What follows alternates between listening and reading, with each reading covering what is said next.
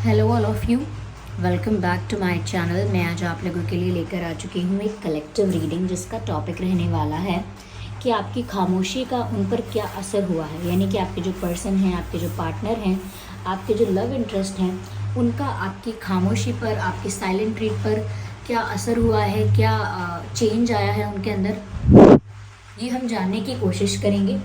ये reading general है, collective है। हो सकता है कि आपकी सिचुएशन के साथ एक्यूरेटली रेजोनेट करे, पॉसिबल है कि सिर्फ कुछ परसेंट रेजोनेट करे। तो आपको ओपन माइंडेड होकर ये रीडिंग सुननी है। ये रीडिंग सभी ज़ोडिएक साइंस के लिए है, हर उम्र के व्यक्ति के लिए है, टाइमलेस है। आप जब भी इस वीडियो तक पहुंचेंगे यह आपके साथ तभी रेजोनेट करेगा। ओके, बैकग्राउंड नॉइस हो सकता है व्यूअर्स, क्योंकि यहाँ आसपास कोई फंक्शन चल रहा है और बारिश भी आ रही है साथ ही साथ, तो इसीलिए बैकग्राउंड नॉइस थोड़ा ज़्यादा हो सकता है। आप प्लीज़ कोशिश कीजिएगा कि आप मेरी आवाज़ पर ही फोकस करें। आइए देखते हैं कि यहाँ पे आपकी खामोशी का उन पर क्या असर हुआ है। Let's please guide us. तो सबसे पहला कार्ड है यहाँ पे the hangman and the fool card, knight of wands, okay, king of wands. Let's take one more card,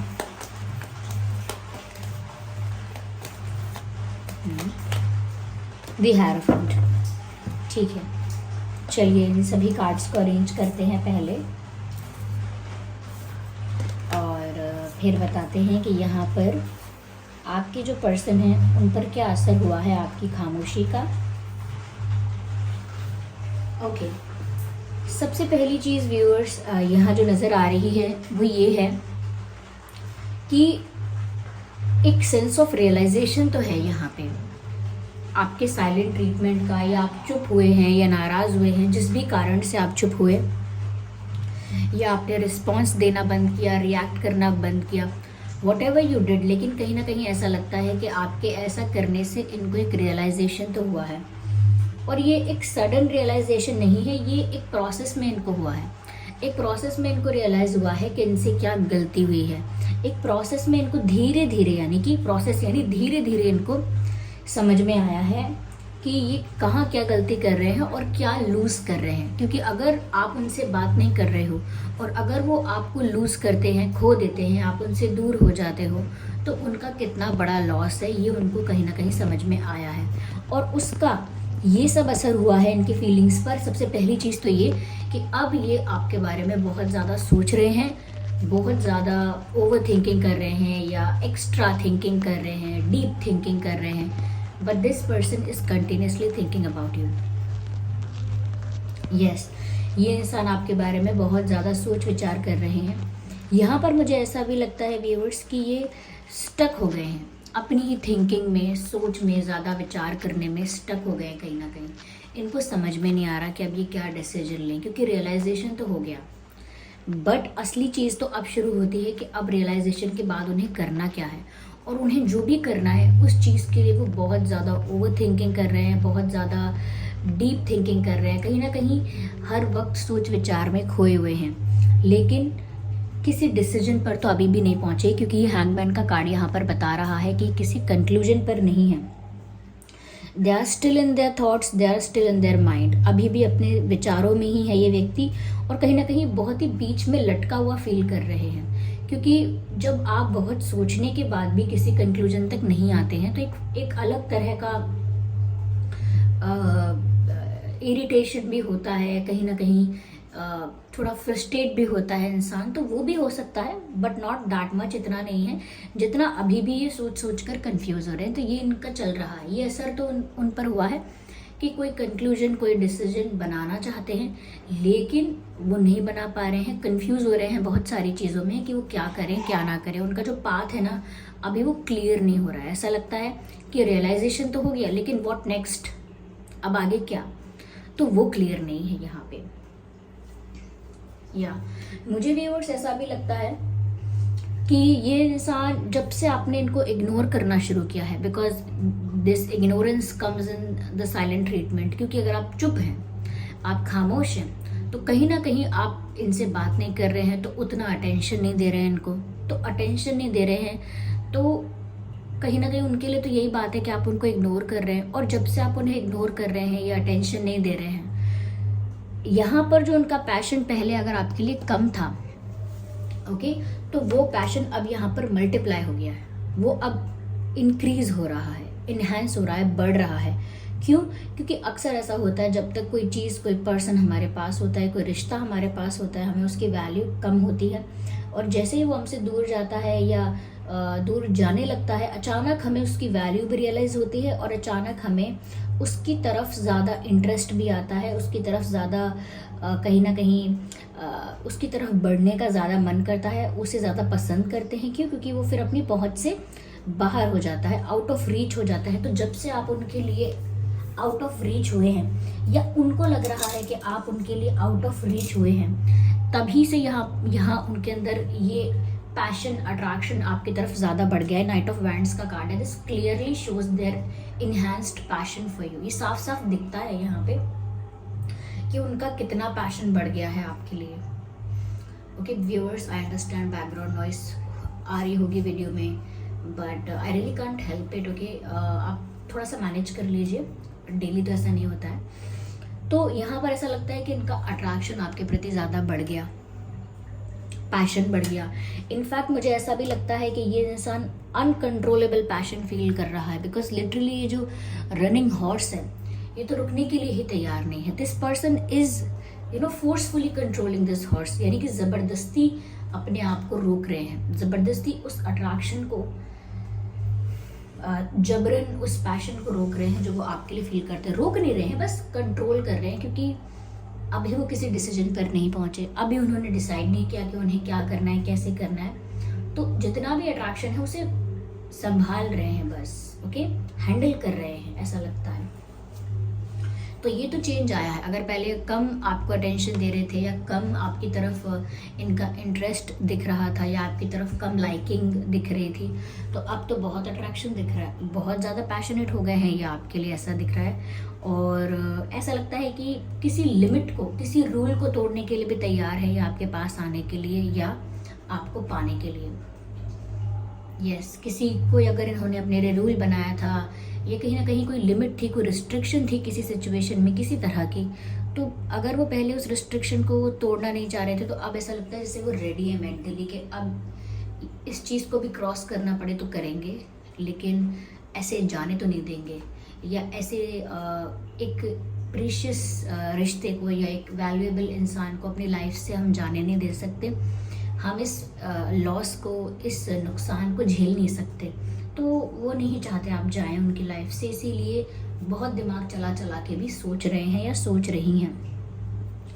हो सकता है व्यूअर्स आपके पास कोई पेट है, या इस पर्सन के पास कोई पेट है, या पहले था, ये हो सकता है। पेट कोई भी हो सकता है, डॉग, कैट, काउ और समथिंग एल्स, ठीक है, तो कुछ भी हो सकता है, लेकिन हो सकता है, लेकिन सबके लिए ज़रूरी नहीं है ये बात, ठीक है। यहाँ मुझे ऐसा भी लगता है व्यूअर्स कि आप या आपके पर्सन, स्पेशली आपके पर्सन के लिए लगता है, हो सकता है वो फायर साइन है, नहीं भी है, तो भी मुझे ऐसा लगता है काफ़ी फायरी एनर्जी है उनकी। ये जो पैशन है, ये फायर लाइक पैशन है, ये क्या कहते हैं, जोश है, जो ये जोश है, जुनून है, ऐसा फील करने लगे हैं आपके लिए। अचानक बहुत जोश आ गया है आपके लिए, अचानक बहुत जुनून आ गया है आपके लिए, and they are ready to move towards you, they are ready to come to you. लेकिन फिर भी मैंने कहा ना कि अट्रैक्शन, पैशन इतना ज़्यादा है कि उसे हैंडल किया हुआ है इन्होंने। साथ ही साथ ऐसा लगता है व्यूवर्स कि ये पुरानी भूली बिसरी बातें, अच्छी बुरी बातें, अच्छी यादें, खराब यादें, ऑफकोर्स नॉट अच्छी यादें, लेकिन जो भी बैड एक्सपीरियंस था, या जो भी बुरी यादें हैं, या जो भी कहीं ना कहीं इनसे मिस्टेक्स हुई, या आप लोगों के बीच अगर कोई इशू हुआ, सब कुछ लेट गो करके, सब कुछ वैनिश करके ये आपकी तरफ बढ़ना चाहते हैं, और आपके साथ अपनी लाइफ की नई शुरुआत करना चाहते हैं। It is about the new beginning. इन्हें आपके साथ सब कुछ रीस्टार्ट करना है, और इन्हें अपनी लाइफ की एक नई शुरुआत आपके साथ करनी है, एक नया सफ़र आपके साथ तय करना है। यस, ये इंसान आपके साथ न्यू जर्नी चाहता है, न्यू जर्नी विद यू, आपके साथ एक नया सफ़र तय करना चाहते हैं, एक न्यू बिगिनिंग चाहते हैं। यहाँ पर तो ऐसा भी लगता है व्यूअर्स कि जैसे ये जो इंसान है, ये केयर फ्री होके, यानी बर्डन को रिलीज करके केयर फ्री होकर आपके साथ एक नई शुरुआत करना चाहता है। तो जो भी बर्डन है उसे रिलीज करके, उससे फ्री होके, अगर ये बर्डन गिल्ट का है, ग्रजेस का है, आप लोगों के पर्सनल ग्रजेस हैं अगर एक दूसरे से कोई, तो वो ग्रजेस का बर्डन रिलीज करके, वो गिल्ट का बर्डन रिलीज करके, बैड एक्सपीरियंसेस का बर्डन जो है वो रिलीज करके, और आपसे भी एक्सपेक्ट करते हैं कि आप भी ऐसा करके इनके साथ न्यू बिगिनिंग करें, क्योंकि ये तो आपके साथ अब नई शुरुआत करना चाहते हैं। हर इंसान जब गलती रियलाइज होती है तो वो यही सोचता है कि पुरानी बातों को कैसे ना कैसे लेट गो करके एक नई शुरुआत करनी होगी, और ये सच में आपके साथ एक न्यू बिगिनिंग करना चाहते हैं केयर फ्री होके।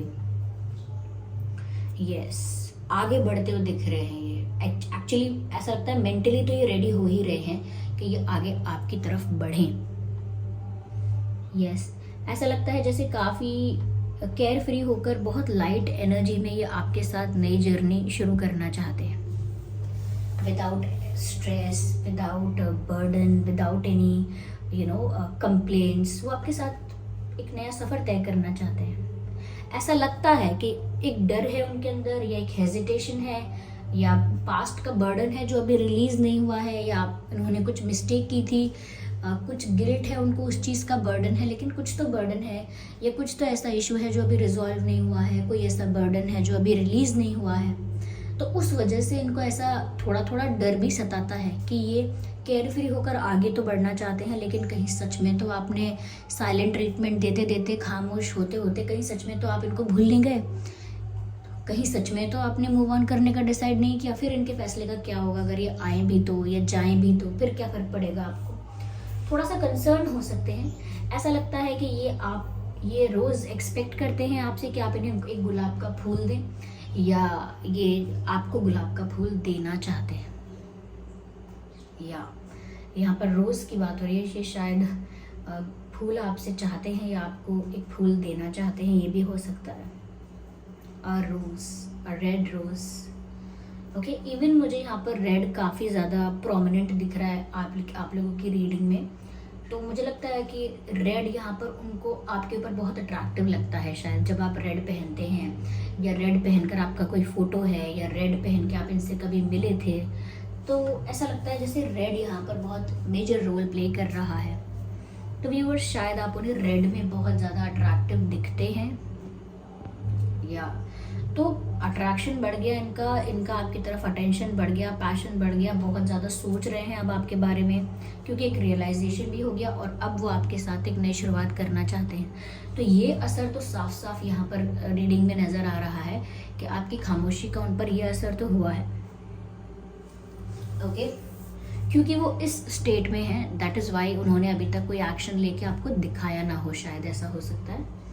यहाँ पर ऐसा लगता है मुझे व्यूअर्स, कहीं ना कहीं वो ऐसा भी सोच रहे हैं कि आप अब कॉन्फिडेंट एनर्जी में हो, एक स्ट्रॉन्ग एंड पावरफुल पोजीशन पर हो, और अब आपकी पोजीशन ऐसी है कि इनके लिए आउट ऑफ रीच है, यानी कि अब इनके लिए आप इतनी ऊंचाई पर पहुंच गए हो कि आप तक पहुंचना इनको अपनी पहुंच से बाहर लग रहा है। यानी कि जैसे चांद होता है, इतना ऊंचा होता है कि वो हमारी पहुंच से बाहर है।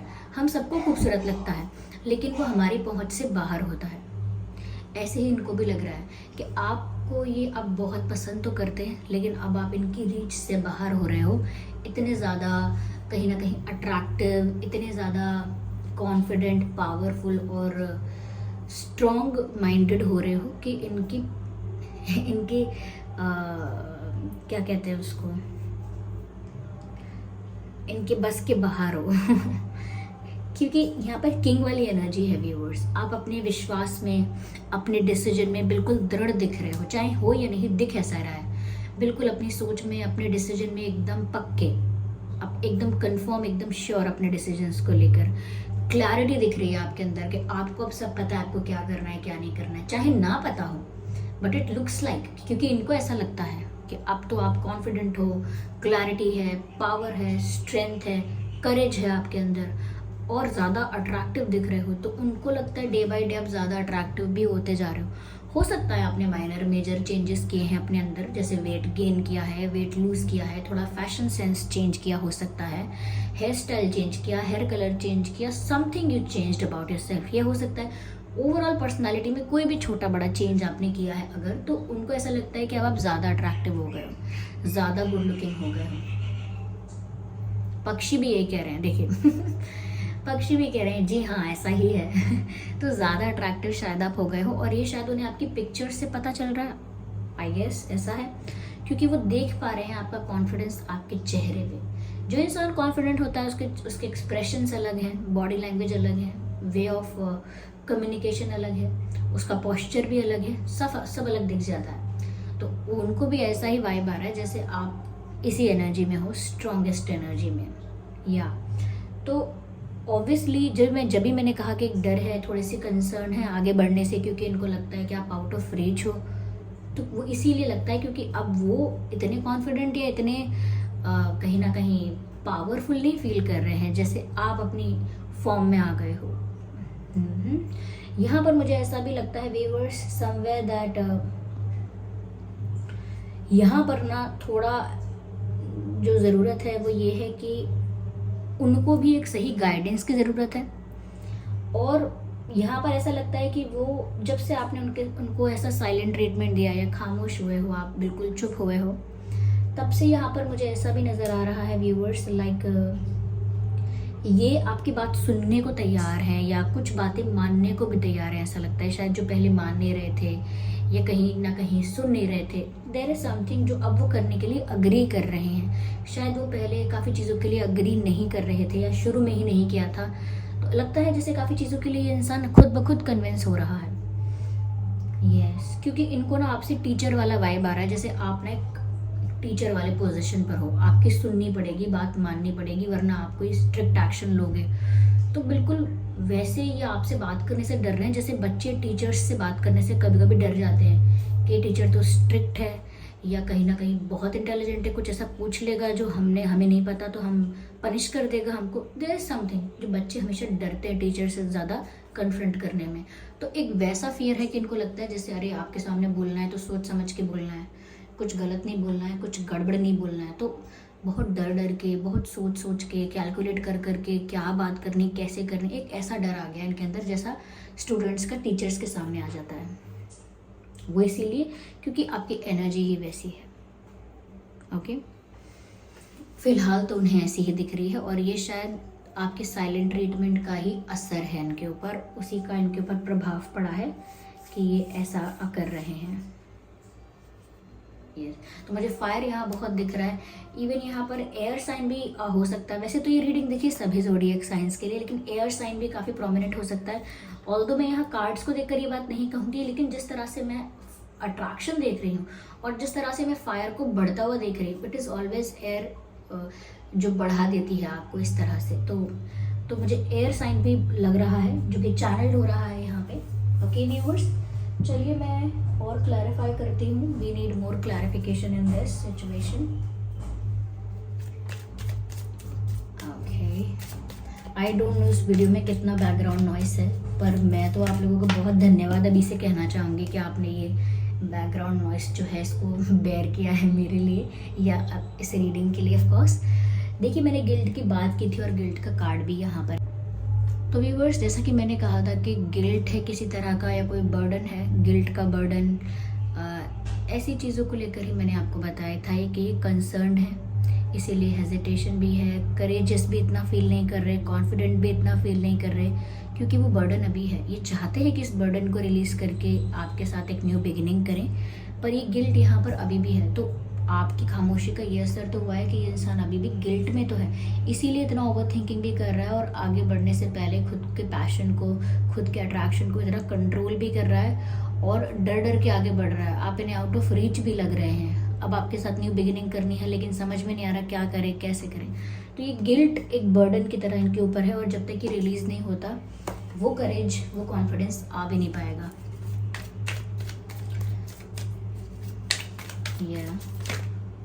I need one card at one time.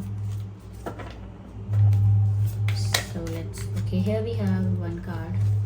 मुझे ऐसा लगता है व्यूअर्स के उनको पता नहीं है कि आगे क्या होगा। वो सिचुएशन को प्रिडिक्ट करने की कोशिश करते हैं ज़्यादा थिंकिंग करके कि फ्यूचर में क्या सिनेरियो हो सकता है, क्या सिचुएशन बन सकती है, लेकिन वो प्रिडिक्ट नहीं कर पाते। It is completely unpredictable for them and for you to.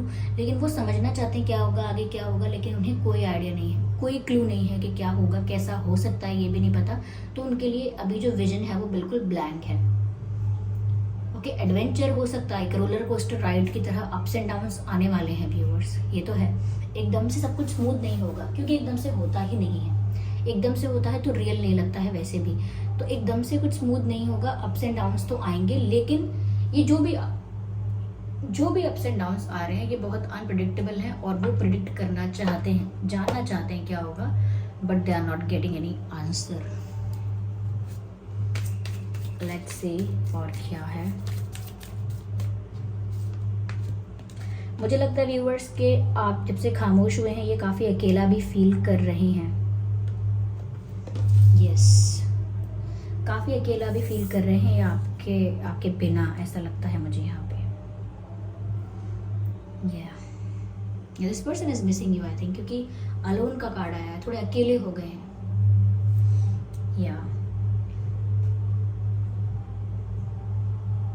तो व्यूअर्स ये थी रीडिंग। आई होप ये रीडिंग आपके लिए हेल्पफुल और रिलेटेबल रही है। अगर इस रीडिंग ने आपको थोड़ा भी गाइड किया है तो वीडियो को लाइक करना बिल्कुल मत भूलिएगा।